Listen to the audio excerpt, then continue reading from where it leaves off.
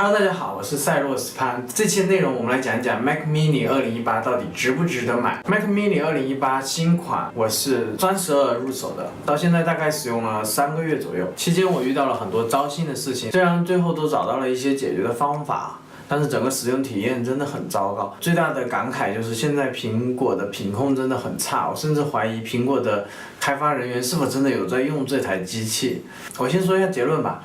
如果不是因为在第三方购买退货很麻烦，那我一定会退了这台机器。接下来我详细说一下作为音乐人的角度购买这台机器我遇到的这些糟心的事。这次的内容不会涉及到 Mac 好还是 PC 好的内容，以后有机会的话单独和大家讨论一下 Mac 相比 PC 的优缺点。关注并且会选择这款机器的朋友和苹果笔记本还不太一样，更多不会因为颜值这些原因去选择它，而很有可能是跟我一样有专业需求的，比如说做音乐或者是软件开发、视频或者是服务器的。这篇内容我会尽可能详细的讲解我购买它的经过，希望能给选购它的朋友做一个详细的分享。首先我要说一下我为什么要购买它，就是购买它的理由。苹果在2018年10月30号发布了这台新的 Mac Mini 2018，并号称为 Pro 用户升级它，颜色由原来的白色换成了代表 Pro 的深空灰。那我自己本身也有一台12年的13寸的 MacBook Pro， 专门用来做音乐现场演出使用，质量很好，甚至已经摔过了很多次了，使用中完全正常。那最严重的一次是把这边都摔裂开了。Oh no！ 看这些地方，这些磕碰，所以我对苹果硬件的设备印象非常好，甚至18年出新的8代 U 的 MacBook Pro 的时候，我差点就要入手了。但是因为苹果这2-3年的笔记本问题其实挺多的，每年更新完硬件都有新的问题出来，所以我选择观望一阵。当时果然出了 CPU 的降频门，直到后面苹果紧急发布了一个系统的补丁后，性能才恢复正常。虽然没有达到它本来应有的性能，但至少不会低于基频。然后因为我不是很着急使用，平时做音乐的主力电脑是一台黑苹果的台式机，虽然是12年配的，但是去年做了一些升级，除了主板 CPU 没换，性能其实也都还够用，所以我决定多观望一阵。这一观望就观望到了新 Mac Mini 的发布，但是我一看苹果的广告就是很是诱人啊，说什么现场演出利器啊，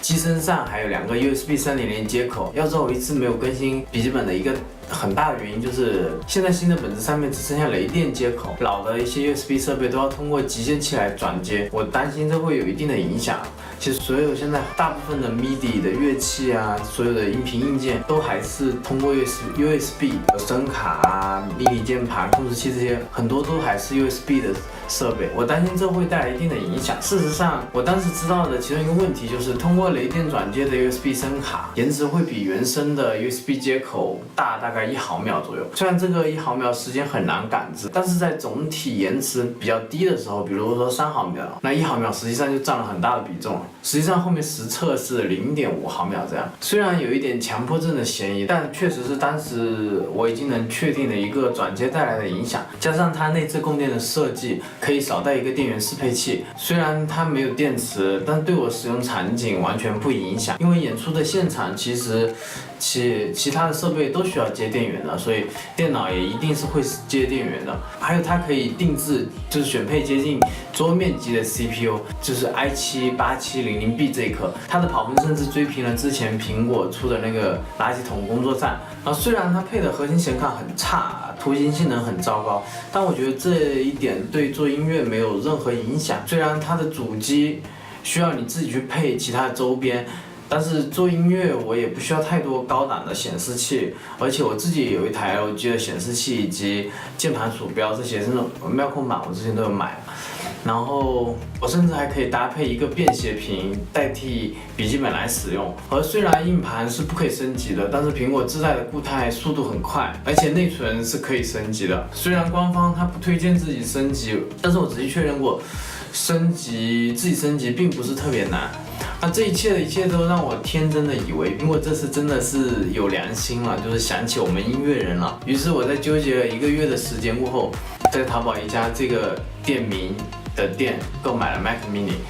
具体我在这家店购物遇到的一些问题，这次我不会仔细说。那因为这期内容实在是有点长，下次我再把这个在淘宝购买的经历和去苹果售后的这些经历一起再讲一遍。然后这次我们就把重点放在我 Mac Mini 值不值得买，它的一些现在存在的一些问题上面。好 ，OK， 我首先来说一下目前我发现的存在的这几个问题。前面我说的几点购买的理由，主要的目的就是想告诉大家这几个理由是如何被一一击破，以及在使用过程中我发现了其他的糟心的事。期间我是从苹果的官方渠道购买了2018款的 MacBook Pro 来做对比测试，所以的话，这些存在的问题结果什么是相对来说可以做一个参考吧。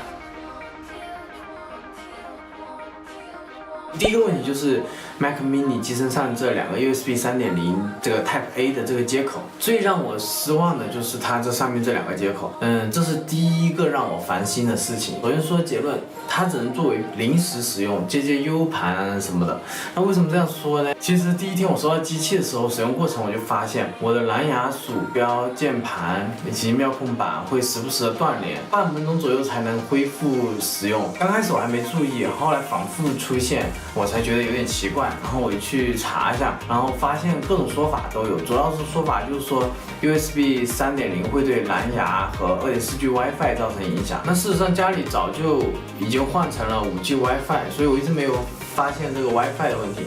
查到这个情况后，我就开始对这个问题进行仔细的测试了。我一个尝试发现影响最大的就是在这个绿联的 USB 的 Hub， 一插上去，电脑马上就断网。但是我用到这些 USB 设备全部都在老的笔记本上是正常使用的，并且完全不会影响到 WiFi 和蓝牙。但是接在 Mac Mini 上就会有问题，而且是非常夸张的，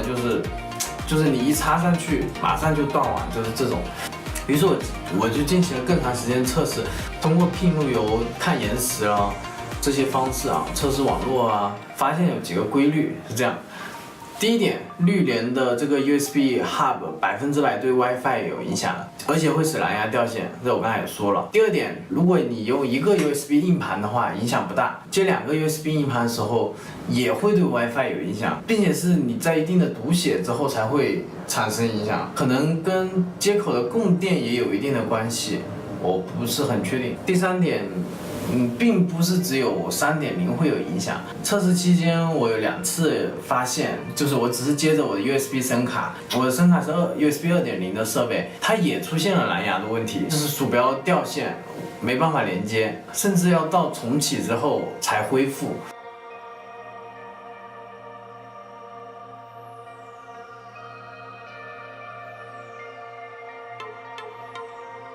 当这2个接口完全不使用的时候，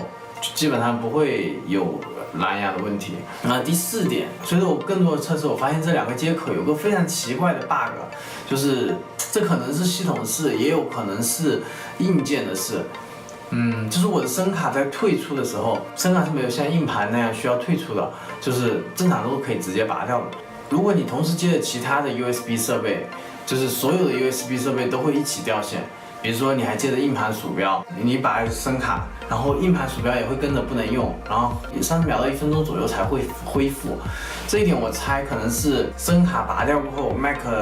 里面的 USB 总线的供电发生变化，可能它的系统没有正确处理，导致所有的设备一起掉线。第5点就是由第4点引出的，我前面说这2个接口只能临时使用的一个原因。在一次使用中，我偶然发现声卡的延迟居然和雷电转接过后的 USB 接口一样，也多了0.5秒。于是我翻到系统报告里面才发现，这俩 USB 接口根本不是原生接口，它相当于是在你的这个 Mac Mini 内部内置了一个 USB 的 Hub， 也不知道是不是这个立台这个 USB Hub 是不是屏蔽没做好，导致我在使用 任何 USB 设备的时候，这里面 Hub 都会工作，所以也会影响蓝牙。具体表现就是我在前面说的，就是使用这个接口的时候，蓝牙鼠标会掉线。还有一个最近新发现的就是在使用 AirPod 的时候，会出现定时的卡顿现象。我用 AirPod 连手机或是任何的苹果设备都没有遇到过卡顿的问题。OK， 以上这5.10的这俩 USB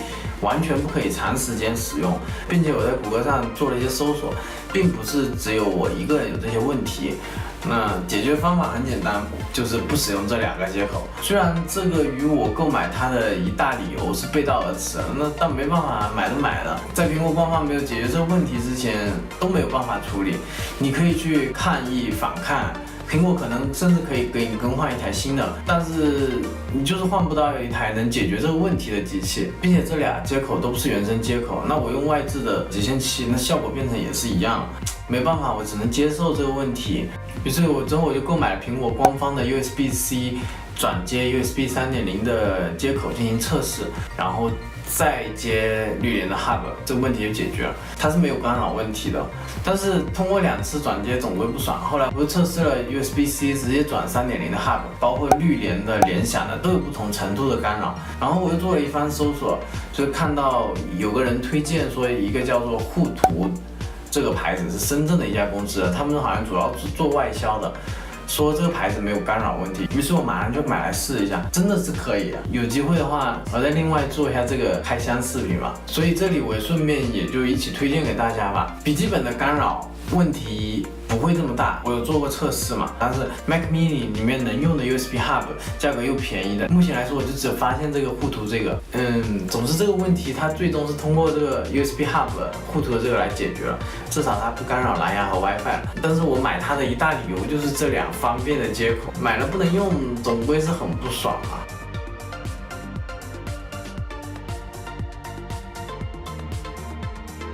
第二个问题就是关于它的图形性能，它是宣传说是现场演出利器嘛。OK， 我之前说过，它的图形性能很差，因为它是核心显卡，甚至它的性能不如 MacBook Air 的图形性能。但是我想啊，做音乐不需要图形，对吧？我用那个 Live 那个音序器软件，它才需要多少显卡性能啊？但实际上测试下来，我发现哈，在音频缓冲区你调得很低的时候，比方说128或者是64，图形的显示实际上对音频会有很大的影响。具体表现在，我将一切有关于图形显示的内容最小化过后，本身卡顿的爆音的音频就会变得很流畅，而你一显示动态的画面，马上声音就开始卡顿。